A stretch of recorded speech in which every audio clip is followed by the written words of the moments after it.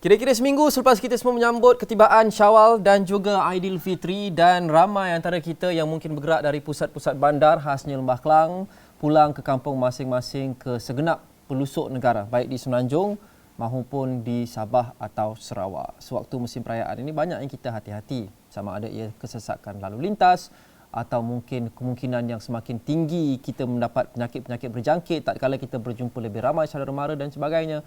Tapi tahun ini ada satu kebimbangan baru, iaitu cuaca yang luar biasa panas yang dirasai di banyak lokasi di serata negara. Jadi beraya-beraya juga bagaimana kita waspada dengan cuaca panas dan menjaga kesihatan semua. Ini Dialog 3 Penjuru.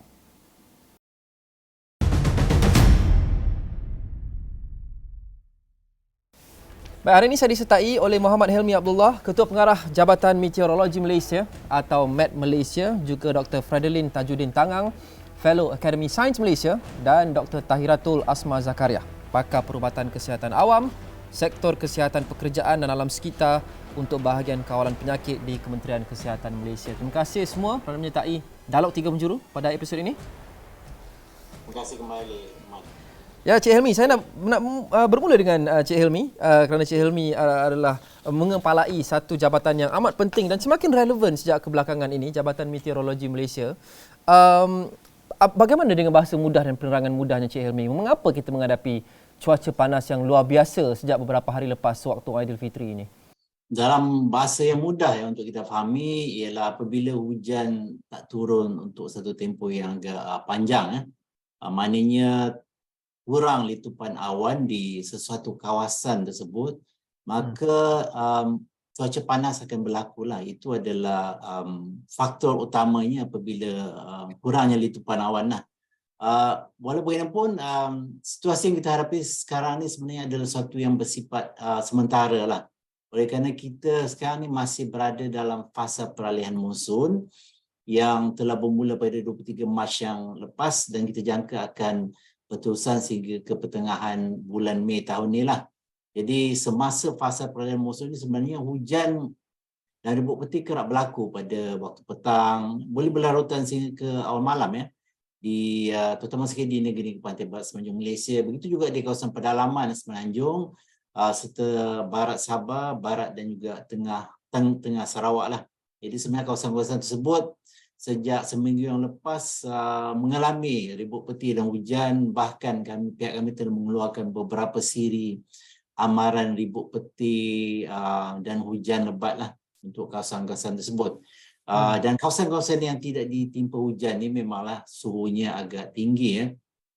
Terutama sekali khususnya di sebelah pantai timur Semenanjung Malaysia ya. Kita tengok negeri seperti Kelantan, Terengganu, dan juga begitu juga di utara Semenanjung Malaysia ya, seperti Perlis, Kedah, suhunya meningkat melebihi daripada kawasan-kawasan lain di negara kita. Jadi ini adalah suatu yang normal lah pada semasa penghujung ini bermula sejak penghujung monsun timur laut, iaitu sekitar bulan Mac lepas sehinggalah ke berlarutan sehingga ke pertengahan April ni lah.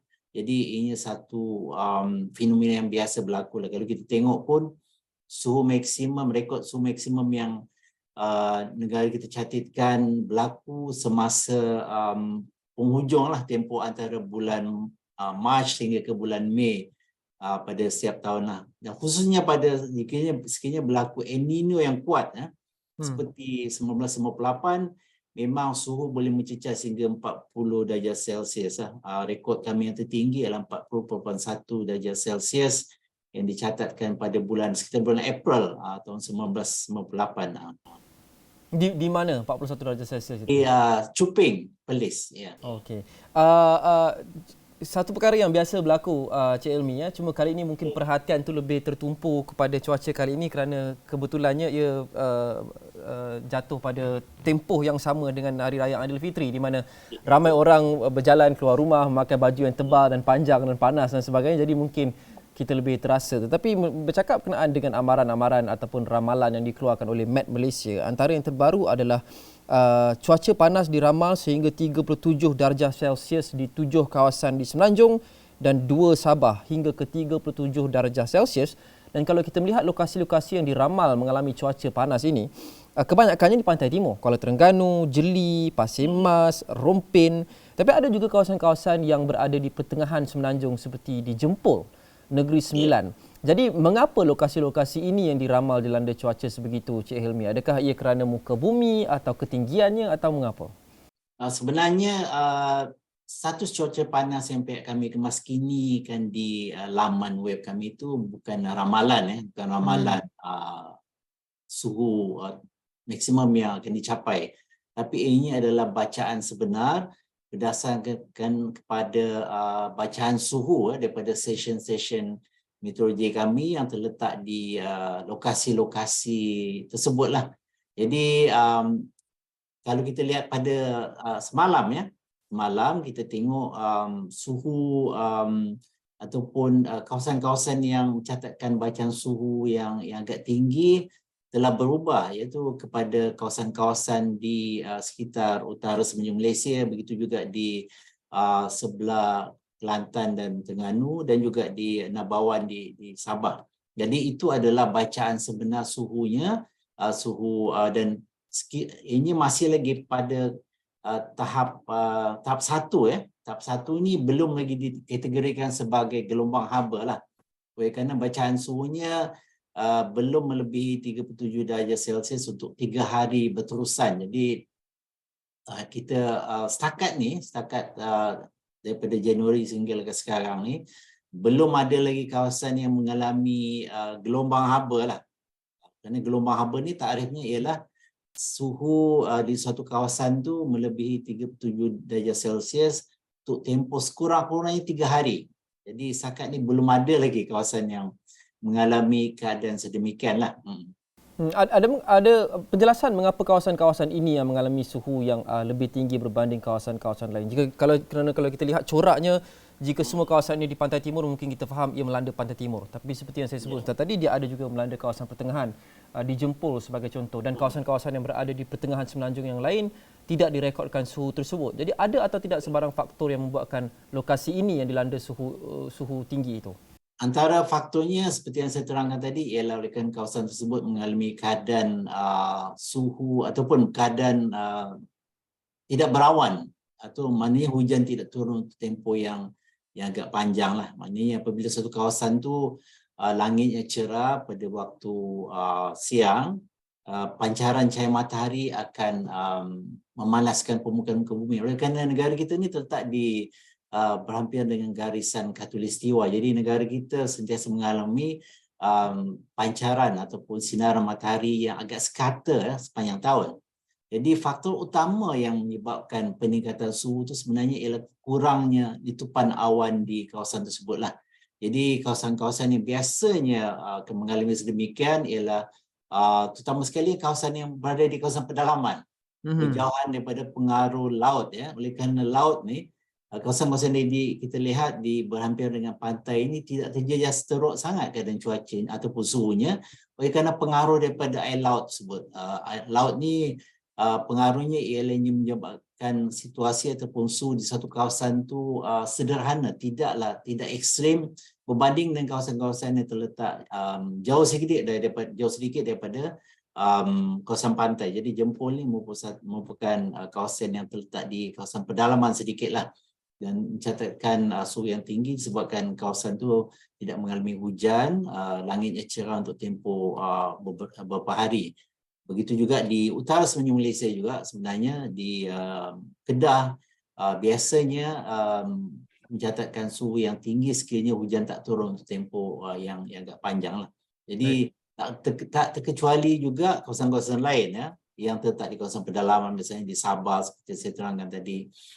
Dan pada hari ini apabila suhu maksimum kita telah cerap, esok hari kita akan memaparkan pula status cuaca panas di kawasan-kawasan yang berlainan pula. Ini akan berubah bergantung kepada taburan hujan yang berlaku di satu kawasan tersebut. Ya. Dr. Fadlin juga ada berkongsikan sedikit maklumat dan juga sebenarnya diagram berkenaan dengan satu fenomena yang dipanggil MJO yang juga yang mempengaruhi suhu panas sejak beberapa hari lepas ini. Boleh terangkan Dr. Fred, MJO ini bagaimana dan bagaimana ia sebenarnya meningkatkan suhu di kawasan-kawasan ini? Terima kasih Saudara Lukman jemput saya ke program Tiga Penjuru ini. Seperti yang disebut oleh Cik Elmi tadi, sebenarnya kita masih berada di musim peralihan monsun. Dan kalau kita tengok corak data hujan, terutama di kawasan Pantai Barat, terutama di Lembah Kelang, ya. Inilah bulan-bulan yang kita biasa dapat hujan lebih sebenarnya tinggi, ya. Jadi ini datang daripada ribut petir dan hujan lebat semasa petang, lewat petang dan juga mungkin malam, ya. Tetapi dalam beberapa dua minggu, barangkali 2 minggu lepaslah, ketara kepanasan itu, dan seperti yang disebut oleh Cik Elmi tadi, kepanasan itu sebab kurangnya awan, kurang hujan. Kurangnya awan itu maksudnya di situ pancaran matahari itu akan meningkat dan permukaan bumi akan suhunya meningkat, dan ini mempengaruhi suhu udara, ya. Jadi ketiadaan hujan itu akan menyebabkan keadaan kering dan kebakaran hutan seperti yang kita alami Cerebu yang sebelum inilah. Jadi persoalannya sekarang, kenapa pula kita ada di tengah-tengah musim yang kita expect hujan yang tinggi ni, kenapa pula kita hujan kurang dan juga suhu meningkat? Dari penelitian saya dan juga kajian-kajian yang saya lakukan bersama kumpulan semasa saya masih di Universiti Kebangsaan Malaysia, ini ada kaitannya dengan keragaman iklim yang dimodulasikan oleh satu fenomena yang kita panggil sebagai ayunan Madden-Julian.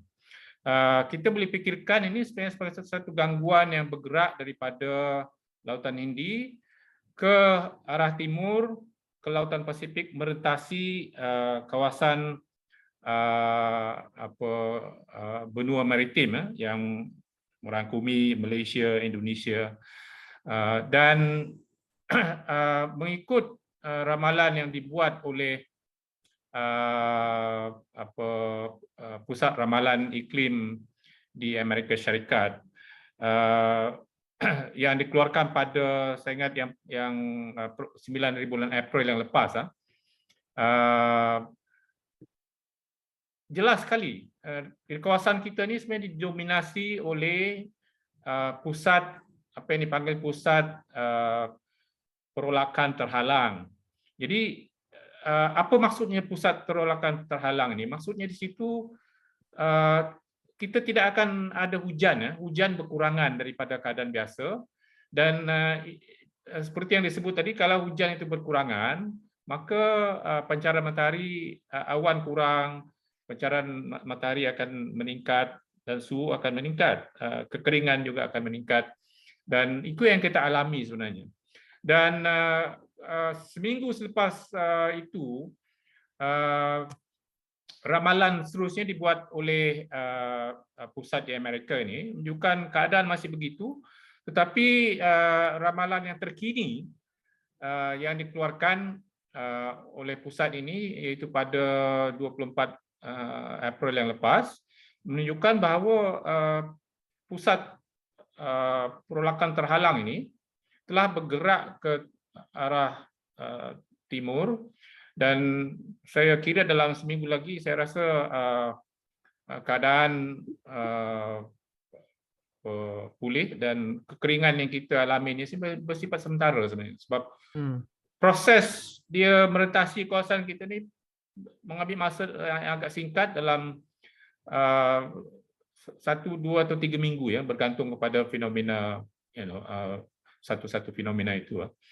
Jadi sebagai tambahan kepada maklumat yang dikeluarkan oleh disampaikan oleh Cik Elmi itu, saya berpendapat bahawa kekeringan, keadaan panas dan sebagainya berkait dengan ini. Tetapi walaupun begitu, kalau kita lihat satu kawasan ini dengan satu kawasan lain tu akan ada perbezaan dia, dan itulah penting untuk kita meneliti ataupun melihat ramalan di peringkat tempatan yang dikeluarkan oleh Jabatan Kajian Cuaca, kerana fenomena Bulan Mei dan Julai ini bersifat skala besar, Saudara Rahman.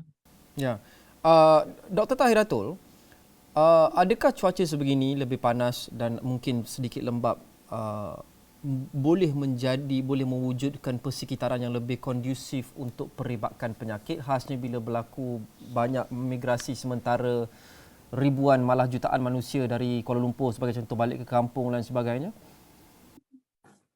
Okey, terima kasih Lokman. Jadi untuk berkaitan dengan cuaca panas ni, sebenarnya kalau kita sebut cuaca panas dan kesan kepada kesihatan yang melibatkan penyakit, kita lebih fokus kepada penyakit-penyakit yang berkaitan dengan cuaca panas lah. Ya. So, tapi dia macam dia kurang kita kaitkan dengan peningkatan penyakit-penyakit berjangkit macam disebabkan migrasi macam itu, ramai-ramai balik kampung dan sebagainya kan. Tapi mungkin penyakit berjangkit yang dimaksudkan tu mungkin keracunan makanan dan sebagainya itu mungkin disebabkan oleh kita punya aktiviti makan-makan dan ziarah semasa musim perayaan itu sendirilah, tapi bukan disebabkan secara khusus oleh cuaca panas. Jadi kita bercakap pasal cuaca panas ni, apa yang lebih kita risau adalah penyakit-penyakit yang berkaitan dengan cuaca panas, sebab spektrum penyakit yang dikaitkan dengan cuaca panas ni adalah agak luas daripada masalah yang agak minimum, yang ringan, sehinggalah ke penyakit yang teruk dan boleh menyebabkan kematian, iaitu stroke haba, heat stroke. Jadi kita paling takut sebenarnya dan kita nak mengelakkan daripada berlakunya heat stroke, stroke haba, sebab dia menyebabkan kematian.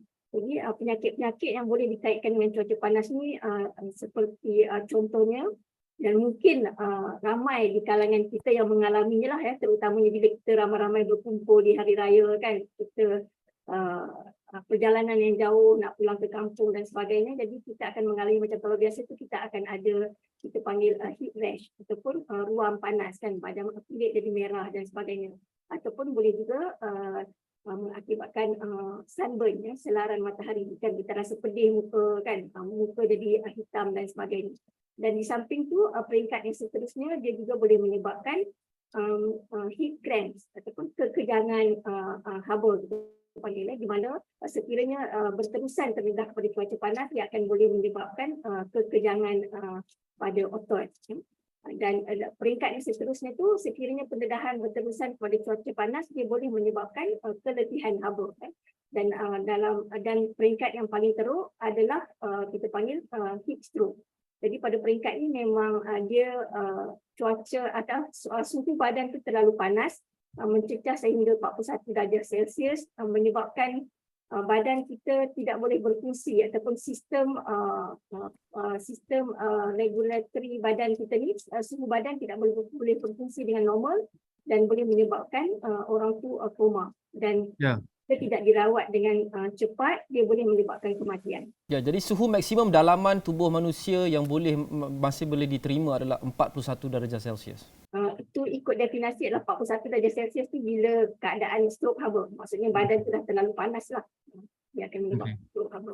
Dan baru ni juga doktor, ada insiden di mana ada beberapa orang, 4 orang sebenarnya didapati pingsan dalam sebuah kereta di Plaza Tol Bentong. Difahamkan mereka pingsan dan melanggar pembahagi di Plaza Tol Bentong itu kerana kurang oksigen. Itu laporan awal yang diterima setakat rakaman yang kita lakukan ini. Adakah kekurangan oksigen juga mungkin salah satu keadaan yang boleh dibawa oleh suhu yang tinggi atau stroke haba? Saya rasa kes yang 4 orang yang pingsan dalam kenderaan Izora kan, benar. Saya rasa dia banyak faktor sebenarnya, sebab dan setakat ini yang saya terbaca daripada Miros punya laporan nyatakan mungkin kemungkinan besar dia ada disebabkan oleh keracunan karbon monoksida kan. Tapi di samping tu saya rasa ada faktor-faktor lain yang turut menyumbang kepada situasi berkenaan. Jadi mungkin karbon monoksida tu adalah salah satu punca, tapi dia boleh juga disebabkan oleh mungkin tempoh perjalanan yang terlalu lama kan. Jadi menyebabkan cuaca panas, kurang oksigen, jadi menyebabkan mereka pengsan lah. Terutamanya dalam tu kita ada 2 kanak-kanak kan. Jadi dia ada beberapa faktor dan mungkin juga suhu panas tu menyumbang kepada salah satu faktor yang menyebabkan mereka pengsan. Jadi apa doktor yang kita boleh lakukan untuk melindungi diri tak kala cuaca panas ini dalam beberapa hari ini, selain daripada minum lebih banyak air, kerana saya rasa semua orang tahu minum lebih banyak air itu adalah nasihat yang standard, tapi selain daripada itu mungkin yang orang kurang sedar, kurang tahu, apa lagi yang mereka perlu lakukan untuk melindungi diri dan juga keluarga?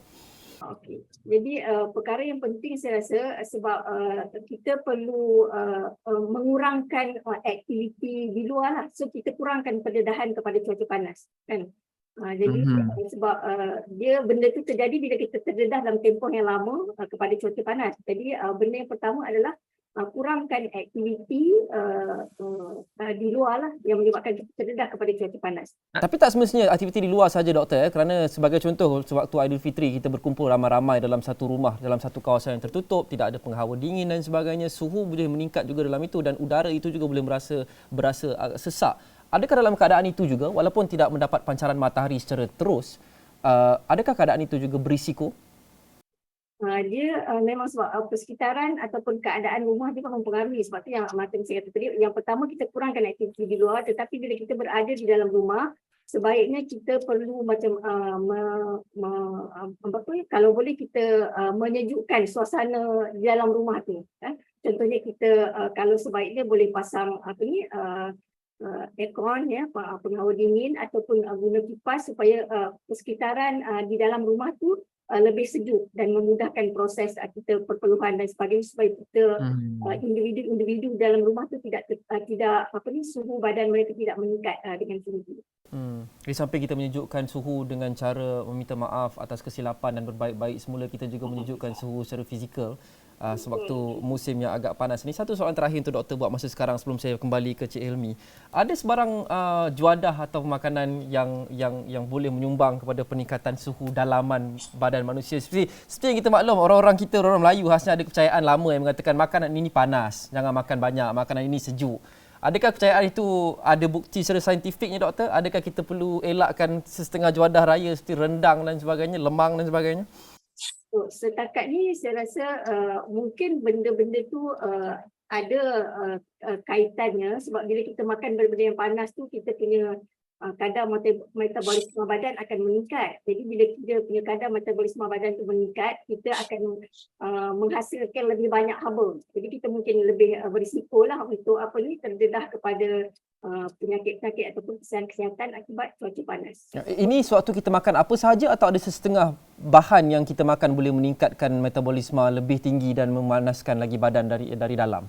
Contohnya benda-benda yang pedas macam cili dan lada semua tu memang diketahui dia memang pedas dan dia akan meningkatkan metabolisme badan lah. Secara tidak langsung mungkin kita boleh kurangkan lah. Begitu juga dia macam minuman kita digalakkan minum minuman yang sejuk berbanding dengan minuman yang panas lah untuk kita mengurangkan ataupun menurunkan suhu badan kita. Antara kepercayaan lamanya adalah makanan seperti kambing dan durian yang memanaskan badan. Adakah ada terdapat sebarang sandaran bukti saintifik atas kepercayaan itu doktor? Setahu saya tak adalah. Semuanya dia ada kaitan dengan kadar metabolisme lah. Okey. Baik, Cik Hilmi, Cik Hilmi sebut tadi ini adalah insiden atau fenomena yang agak biasa berlaku di Malaysia ini. Beberapa kali sudah pun berlaku. Ianya agak normal. Tapi seperti yang kita sedia maklum, sejak kebelakangan ini cuaca menjadi semakin ekstrim akibat perubahan iklim, climate change. Hujan mungkin turun dengan lebih banyak berbanding sebelum ini sehingga berlaku banjir di kawasan-kawasan yang jarang berlaku banjir sebelum ini. Fenomena yang kita rasa baru-baru ini dan akan kita rasa selepas ini, adakah ia ada potensi diburukkan lagi oleh perubahan iklim atau adakah ia sama seperti yang kita hadapi sebelum ini? Sememangnya perubahan iklim akibat daripada aktiviti manusia yang meningkatkan paras gas-gas rumah kaca atau gas-gas rumah hijau di atmosfer ini menyebabkan salah satu daripada kesannya ialah kejadian cuaca ekstrim akan meningkat dari segi kekerapannya, begitu juga dari segi intensiti. Itu memang diakui oleh para saintis dunia lah, memang tak ada syak ataupun keraguan daripada segi itu. Jadi keadaan bumi kita sebenarnya dah lebih panas daripada banding dengan orang kata 100 tahun yang lepas lah.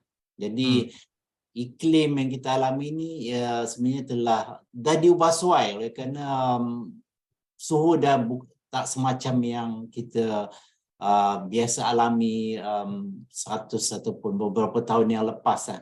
Jadi kita boleh lihat di beberapa siri gelombang haba yang telah menyebabkan bencana berlaku di negara-negara seperti di Australia, berlaku kebakaran hutan yang agak serius. Begitu juga di negara-negara seperti di Amerika Syarikat, negara-negara seperti Amerika Syarikat, Kanada, China bahkan juga, dan Pakistan telah mengalami kejadian cuaca yang sangat ekstrim, gelombang haba yang berlaku. Kerana gelombang haba ni memang di negara-negara yang mempunyai 4 musim.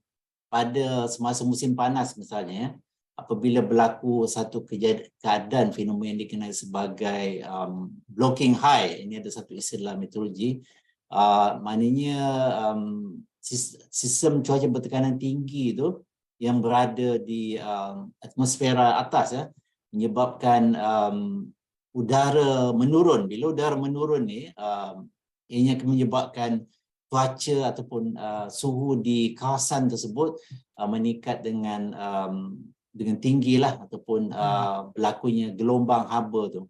Dan ianya apabila keadaan tersebut berterusan berlaku untuk beberapa hari bahkan minggu misalnya, keadaan tersebut boleh menjadi bencana, menyebabkan kematian sebenarnya. Dan di Malaysia, di negara kita ni, alhamdulillah fenomena tersebut yang tidak wujud oleh kerana di negara kita ni kebiasaan suhunya agak seragam sepanjang tahun, kecuali apabila hujan tak berlaku untuk tempoh yang agak panjang disebabkan oleh letupan awan. Bila tak ada letupan awan untuk satu tempoh, memang suhu boleh meningkatlah. Tapi ialah memang itu satu perkara, perubahan iklim akan menyebabkan keadaan menjadi buruk. Gelombang haba juga semakin kerap, kemarau juga semakin kerap, bahkan kejadian cuaca ekstrim secara keseluruhannya akan meningkatlah. Adakah kita sudah sampai satu tahap di mana penghawa dingin bukan hanya aksesori kemewahan, tapi aksesori keperluan atau kewajipan yang perlu ada di setiap kediaman sekarang? Ya. Penghawa dingin ni sebenarnya kalau kita tengok ada beberapa negara yang sebenarnya, kalau tak silap saya, negara macam di Kanada mereka tak biasa, ada setengah tempat tu tak biasa ada penghawa dingin. Sebab negara mereka ni berada di kawasan yang agak sejuk kan. Jadi apabila berlakunya gelombang haba ni, mereka terjejas dengan agak teruk berbanding dengan negara-negara yang ada penghawa dingin. Jadi memang di negara kita ianya dah jadi satu, bukan lagi kemewahan lah, ianya satu keperluan, oleh kerana apabila suhu, terutama bagi kita yang tinggal di kawasan bandar ni, di bandar ni lagi kesannya lagi berganda disebabkan oleh fenomena yang dikenali sebagai fenomena pulau haba. Ada satu kesan ataupun urban heat island effect. Ini berlaku apabila waktu siangnya hujan tak turun, langit cerah sehingga ke malam. Jadi kalau yang di kawasan kampung tu suhunya tidak meningkat tinggi sangat oleh kerana persekitarannya di adanya tumbuhan hijau, pokok-pokok dan sebagainya, tidak membalikkan haba ke kawasan kediaman.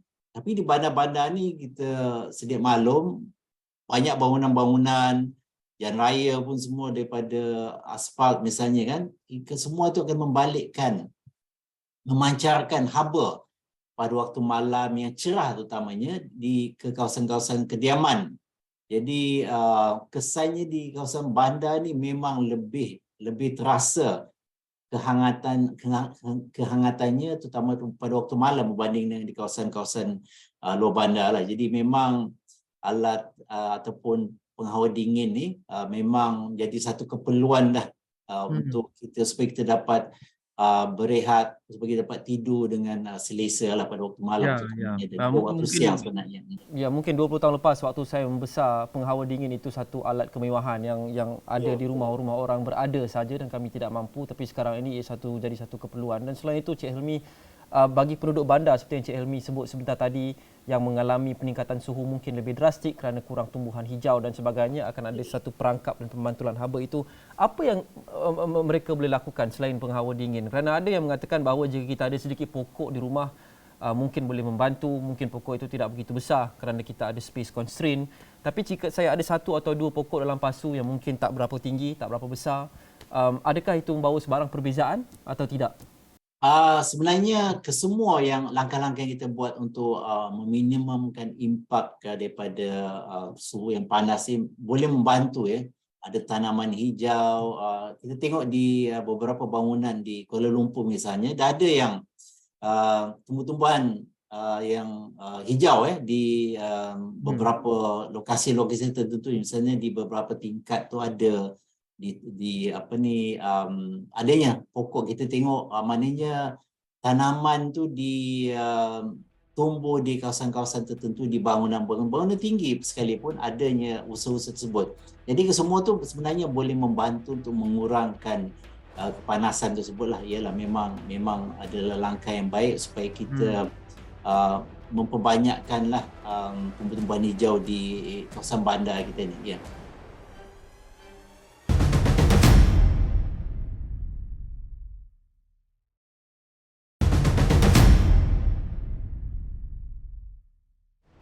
Right. Dr. Fadilin, ini adalah antara kesan perubahan peralihan monsun, tapi kita ada juga fenomena-fenomena lain di negara ini yang kita akan hadapi, kita sudah hadapi dan kita akan hadapi lagi, seperti El Nino dan juga La Nina. Apa sebenarnya perbezaan fenomena seperti yang kita alami sekarang ini dengan fenomena seperti El Nino dan juga La Nina? Kita sebenarnya rantau kita ni di Malaysia dan juga di Indonesia especially kita berada di antara dua lautan yang besar ya. Sebelah kanan kita lautan Pasifik, sebelah kiri kita lautan Hindi. Jadi perubahan yang berlaku di lautan-lautan ini boleh mempengaruhi corak keragaman iklim dan juga cuaca di kawasan-kawasan ini ya.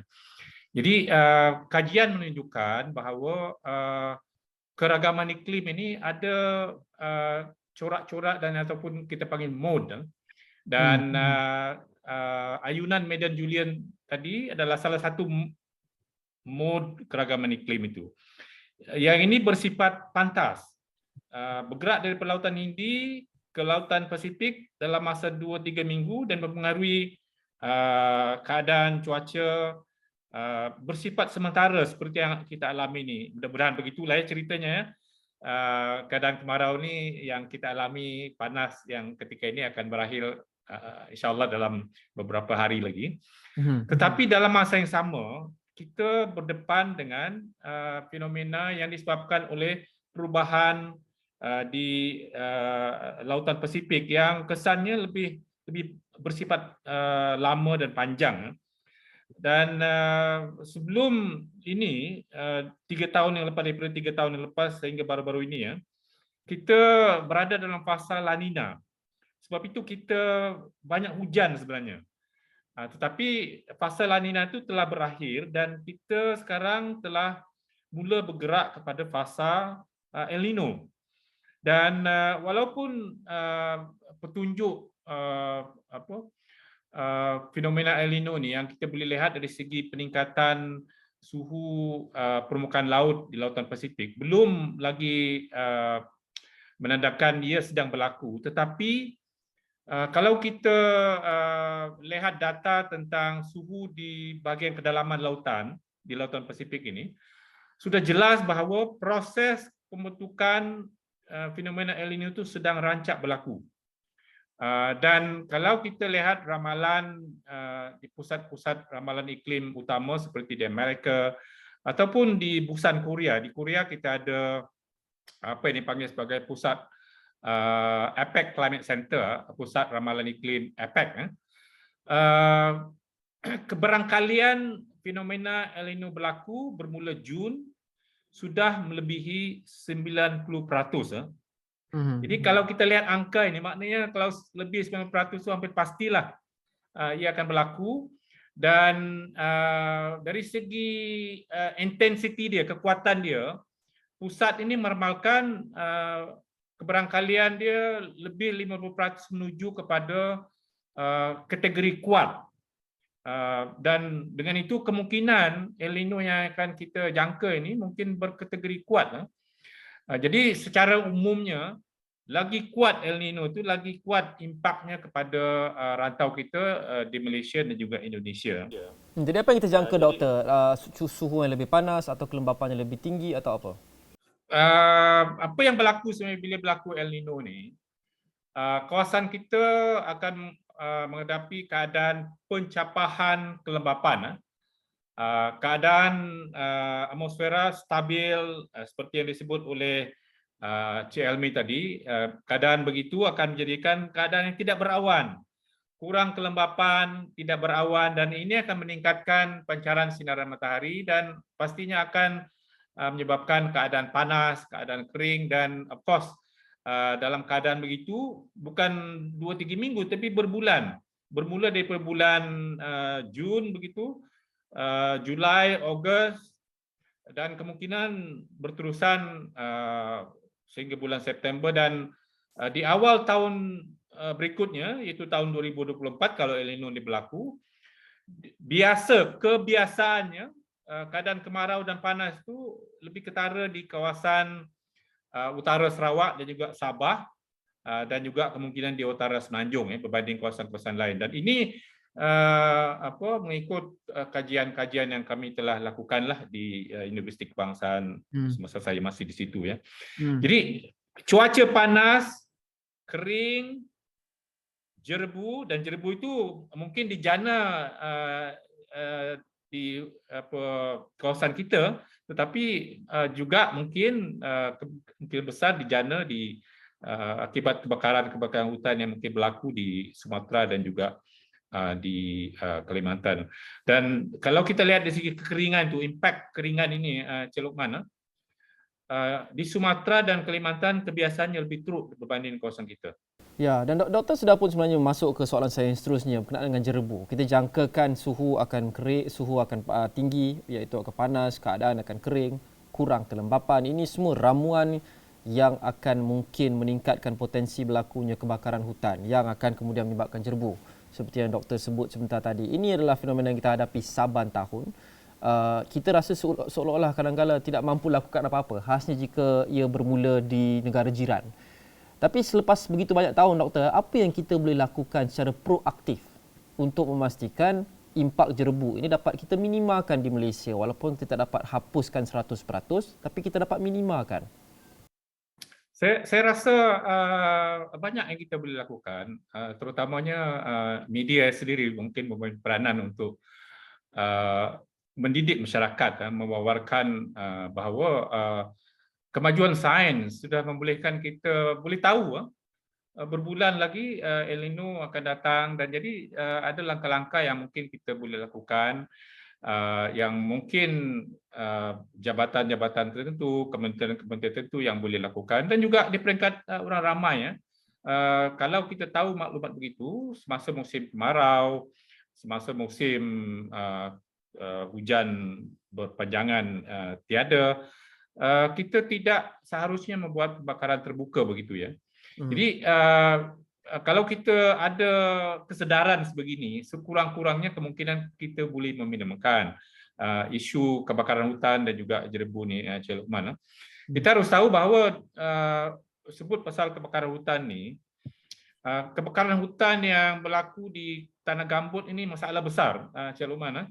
Kita banyak kawasan-kawasan tanah gambut di Malaysia, dan apabila kebakaran ini berlaku maka sukar dipadamkan, dan dia boleh menyebabkan jerebu yang berpanjangan. Jadi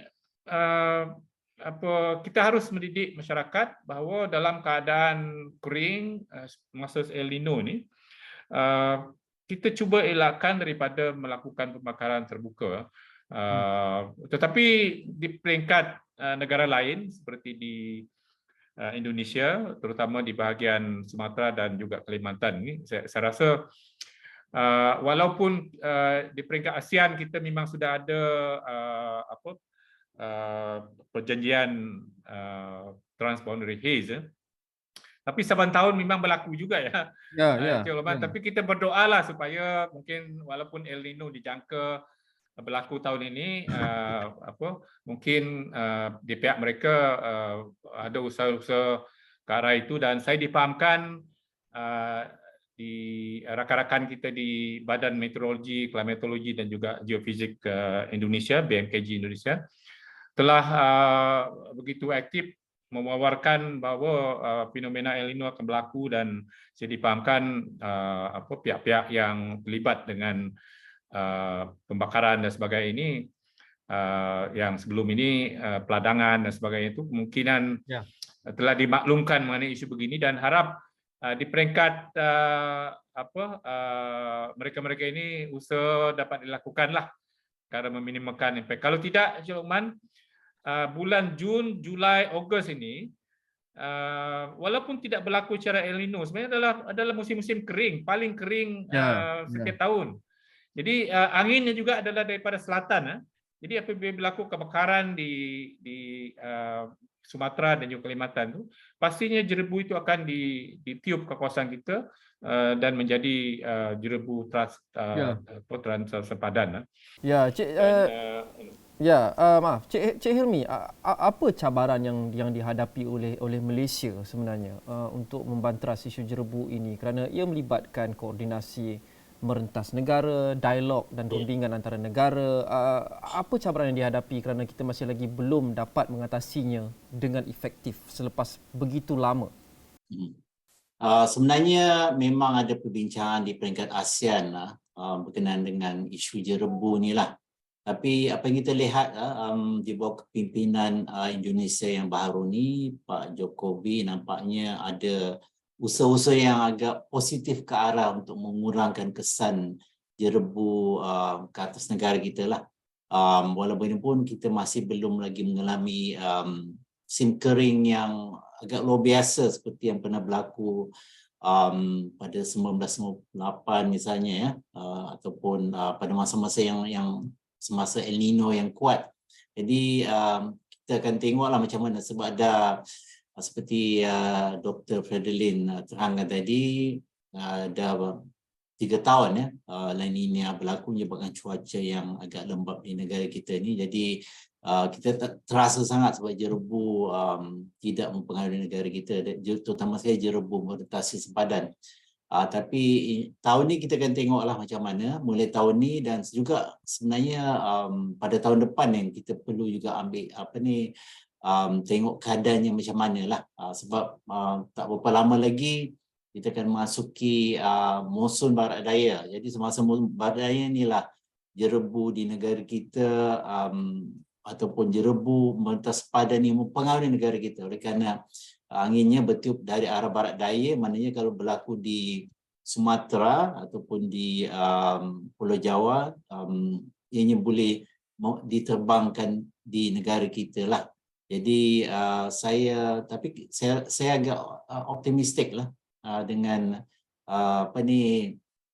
undian-undian pada peringkat ASEAN. Oleh kerana nampak kita boleh nampak usaha-usaha yang dijalankan oleh pihak negara jiran kita lah untuk mengurangkan, meminimumkan impak kebakaran hutan di negara-negara ASEAN yang lain lah.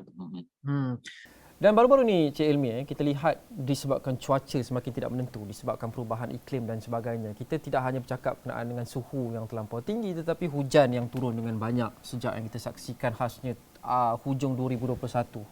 Banjir terbesar yang kita alami sejak 50 tahun lepas, sejak tahun 70-an. Baru-baru ni kita juga menyaksikan beberapa insiden tanah runtuh, difahamkan sebab hujan yang turun dengan lebat. Ramai yang risau sekarang kerana cuaca dulu tidak seperti cuaca sekarang. Jadi pembinaan sama ada bangunan atau struktur atau pencerunan mungkin mengikut piawaian berpuluh tahun lepas untuk cuaca pada ketika itu. Tapi mungkin tidak lagi cukup bagus untuk cuaca kali ini. Sebagai contoh untuk menahan rainfall, taburan hujan yang sebanyak seperti hari ini. Adakah terdapat kebimbangan bahawa banyak struktur kita khasnya yang berada di kawasan Bukit Bukau yang berisiko untuk mengalami tanah runtuh atau keruntuhan disebabkan cuaca yang sangat berbeza sehari ini berbanding sewaktu bangunan-bangunan ini dibina? Sebenarnya memang risiko tu meningkat ya, sebab sekarang ni bumi kita dah lebih panas berbanding dengan seperti saya terangkan tadi 50 ataupun 100 tahun yang lepas. Jadi apabila suhu meningkat di atmosfera ni, kandungan wap airnya juga akan meningkat. Jadi setiap peningkatan wap air di atmosfera itu akan menyebabkan taburan hujan yang berpotensi untuk berlaku tu lebih tinggi daripada yang biasalah. Misalnya kita tengok contoh yang paling mudah, ribut peti ya. Ribut peti disebabkan oleh kandungan wap air yang tinggi dan atmosfera sekarang ni dan juga suhu yang lebih tinggi. Ribut peti yang berlaku banyak antaranya seperti saya terangkan peningkatan kejadian ribut peti yang ekstrim. Kita boleh mula tengok kejadian hujan batu yang lebih kerap berlaku, puting beliung yang kita alami di negara kita juga lebih kerap kita lihat. Walaupun ada yang pihak mengatakan bahawa disebabkan oleh adanya telefon canggih sekarang yang boleh kita merakam kejadian tersebut, tapi berdasarkan pada rekod kami, kejadian cuaca ekstrim, hujan lebat yang melebihi daripada purata jangka panjang memang semakin meningkat di negara kita. Maknanya lebih ketara peningkatannya sejak tahun 2000 hingga sekarang lah. Jadi mana kita boleh lihat semakin kita kehadapan ya, semakin masa ni berlalu, peningkatan suhu global ni jika tidak dikekang akan menyebab kejadian-kejadian seperti ini akan lebih kerap dan bencana jugalah. Kita sedia maklum bahawa semakin ramai penduduk di negara kita, pertambahan penduduk, pembangunan di kawasan-kawasan tertentu misalnya kan, semua tu faktor tu adalah boleh menyumbangkan, meningkatkan risiko berlakunya seperti banjir misalnya. Kalau kita tengok di bandar-bandar semakin berkembang, kawasan-kawasan kampung dan mula kita tengok kalau tengok hutan-hutannya dah diganti dengan jalan raya, memang disebabkan oleh pembangunan rumah-rumah dah makin banyak, akan menyebabkan risiko semua tu akan menyebabkan risikonya meningkat. Memang itu kita tak boleh lari daripada tu. Jika kita jadi sebab tu kita kena buat sesuatu langkah untuk meminimum kesan tersebut lah. Ya, Dr. Fadlin, kita kurang 10 minit. Satu soalan masing-masing untuk Dr. Fadlin dan juga Dr. Tahirah dan juga Cik Hilmi. Tapi saya mulakan dengan Dr. Fadlin terlebih dahulu. Sebenarnya banyak negara, ramai rakyat di banyak negara yang masih lagi kecewa dengan kerajaan mereka yang dilihat tidak meletakkan prioriti kepada usaha menangani perubahan iklim. Banyak negara yang didakwa tidak mengambil isu ini dengan begitu serius. Adakah Dr. Fadlin merasakan bahawa di Malaysia juga sama? Kita ada acknowledge, kita ada ambil maklum berkenaan dengan perubahan iklim, tapi kita tidak mengambilnya sebagai satu isu yang mengancam keselamatan negara. Doktor. Saya rasa we are on the right track, tetapi banyak lagi yang perlu kita lakukan. Meletakkan polisi-polisi ataupun akta-akta yang memastikan kita bukan hanya bercakap tetapi memastikan apa yang dirancang itu dapat dilaksanakan sebaiknya. Tapi Encik Lokman, kalau boleh saya nak ulas sikit tentang perubahan iklim tadi. Kalau mengikut laporan IPCC yang baru dikeluarkan baru-baru ini, kenaikan peningkatan suhu dunia sebenarnya telah mencapai 1.2-1.1 darjah Celsius berbanding dengan semasa zaman perindustrian ya. Dan of course kita ada mungkin para penonton tahu perjanjian Paris Agreement ini bertujuan untuk menghadkan suhu di bawah 1.5 untuk memastikan bahawa cuaca iklim dan banjir dan sebagainya ini dapat dikurangkan di masa akan datang. Tetapi dapatan dari laporan ini menunjukkan bahawa apa yang di pledge di bawah Paris Agreement ini sebenarnya tidak mencukupi Cik Lokman.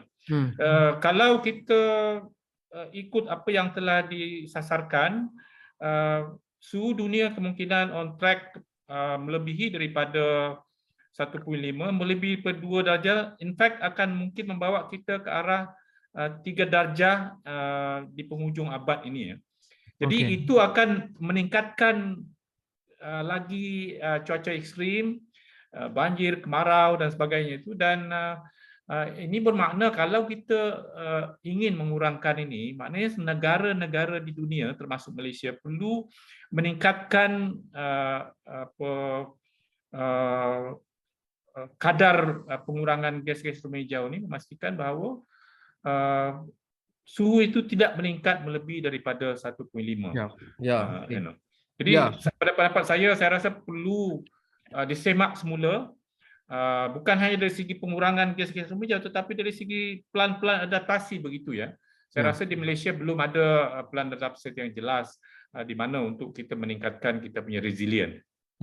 Tidak dapat dinafikan kalau kita mahu bincang dengan topik perubahan iklim ini, kita perlukan satu episod tersendiri untuk bincang topik ini yang sangat menyeluruh dan juga mendalam. InsyaAllah kita akan kupas selepas ini jika kita ada peluang, Doktor. Tapi yang penting ia menjadi perkara penting, perkara akar mungkin yang memburukkan lagi apa sahaja fenomena cuaca yang biasa berlaku di negara kita ini. Tapi kita ada baki lagi 5 minit, saya mahu bagi satu soalan kepada Dr. Tahirah dan juga kepada Cik Hilmi. Dr. Tahirah, seperti yang kita sedia maklum, orang kata raya ini kan sebulan. Jadi aktiviti untuk menziarah dan sebagainya masih lagi akan berlaku. Apa lagi yang individu di luar sana boleh lakukan untuk melindungi diri? Apa sebagai contoh pakaian-pakaian, material pakaian yang perlu dielakkan kerana ia lebih panas? Mungkin soalan ini seperti soalan kecil, tapi ia mungkin membawa perbezaan sama ada anda hitam ataupun tidak. Jadi selain makanan, pemakanan, penghawa dingin dan sebagainya, busana dan baju Melayu dan sebagainya, apa material yang sebenarnya ideal untuk cuaca panas yang kita hadapi ini? Okey, terima kasih Hafiz untuk soalan terakhir ni. Jadi saya di samping semua penonton-penonton kita nak berhari raya dan menziarahi saudara mara, jadi memang kita kena ambil kira lah kita punya situasi cuaca panas pada masa ni. Jadi sebaik-baiknya sebelum saya sentuh berkenaan isu pakaian ataupun busana tadi, jadi sebaiknya kita rancanglah perjalanan aktiviti ziarah kita tu supaya kita tidak ziarah tu pada waktu yang waktu puncak suhu panas ya. Contohnya waktu tengah hari ni kan. Jadi sebaiknya kita menziarahi saudara mara tu aktiviti ziarah tu dilakukan pada waktu pagi ataupun lewat petang ataupun malam lah. Jadi kita elakkan terdedah pada cuaca panas. Di samping tu pemilihan baju juga adalah penting. Sebab kita tahu macam kalau elakkan memakai pakaian yang ketat kan, sebab dia akan menyusahkan ataupun mengurangkan proses kita punya perpeluhan dan penidatan peluh dan sebagainya untuk proses menyejukkan badan, dan juga kurangkan lebihkan memakai baju yang longgar dan elakkan memakai warna gelap contohnya warna hitam ya. Walaupun ada yang melaporkan tahun ni ramai warna tema hitam kan, tapi sebenarnya pun boleh elakkan warna hitam ya. Sebab warna hitam ataupun warna-warna yang gelap ni dia lebih kapasiti menyerap haba Jadi bila dia menyerap haba, kita memang akan rasa panas lah. Adakah krim sunblock juga jadi satu perkara yang wajib sekarang ini, Doktor, dan bukan hanya satu perkara yang dilihat sebagai kemewahan seperti sebelum ini?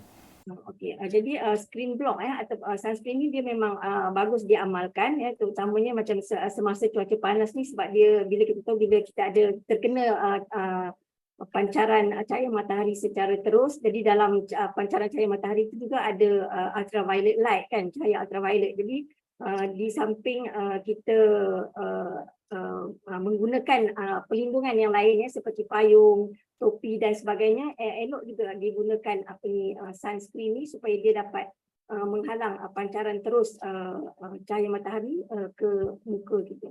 Ya, dan saya kira sekarang ini kita juga ada banyak alatan dan juga banyak kemudahan. Kita boleh hanya periksa sahaja di telefon pintar kita ramalan cuaca dan sebagainya untuk kita mendapat gambaran yang lebih jelas bila dan bagaimana kita mahu rancang perjalanan. Walaupun kadang-kadang kita periksa telefon, weather forecast itu kata panas sebagai contoh tetapi hujan.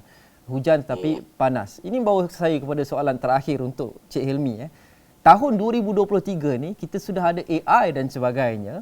Tetapi mengapa kita masih lagi tidak ada keupayaan di serata dunia untuk meramal cuaca dengan ketepatan 100%? Sehingga dalam budaya kita sudah ada peribahasa, kusangkakan panas sehingga ke petang rupanya hujan di tengah hari. Mengapa sekarang ini teknologi masih lagi belum menggapai tahap di mana kita boleh ramal cuaca dengan 100% ketepatan?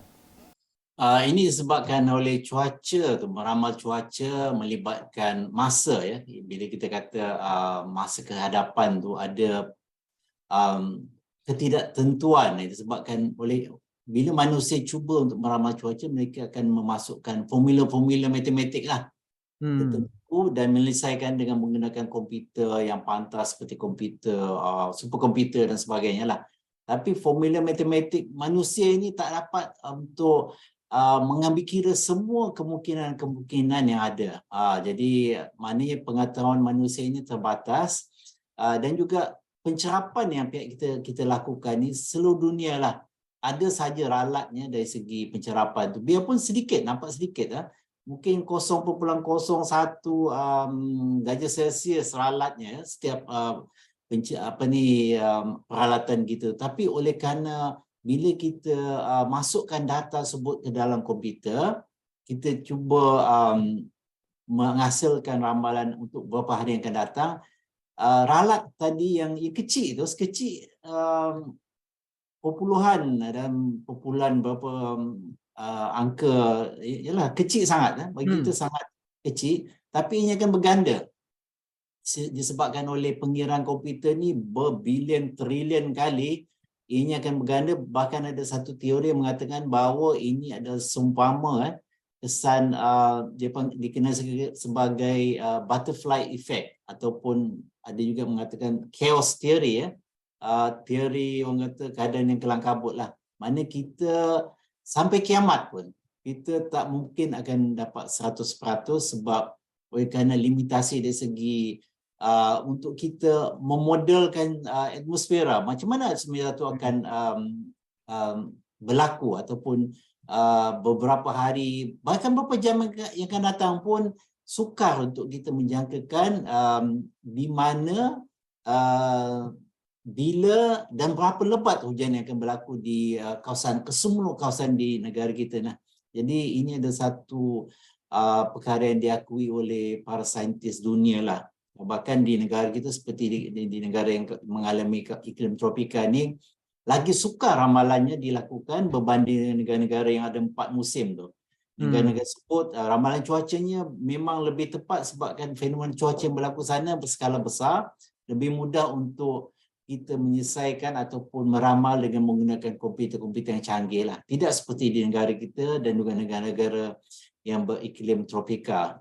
Baik, terima kasih Cik Hilmi Abdullah, Ketua Pengarah Jabatan Meteorologi Malaysia. Terima kasih juga kepada Met Malaysia yang sentiasa memainkan peranan yang proaktif dalam memberikan amaran, ramalan dan nasihat kepada rakyat Malaysia sepanjang tempoh cuaca yang tidak menentu sejak sekian lama lagi. Terima kasih kepada Met Malaysia. Terima kasih juga kepada Dr. Fredelin Tajuddin Tangang, Fellow Akademi Sains Malaysia, dan Dr. Tahiratul Asma Zakaria, Pakar Perubatan Kesihatan Awam, Sektor Kesihatan Pekerjaan dan Alam Sekitar bahagian Kawalan Penyakit Kementerian Kesihatan Malaysia. Beraya-beraya juga, pastikan anda ambil semua langkah untuk menjaga keselamatan dan kesihatan diri dan juga keluarga yang tersayang. Terima kasih kerana menonton. Dialog 3 Penjuru.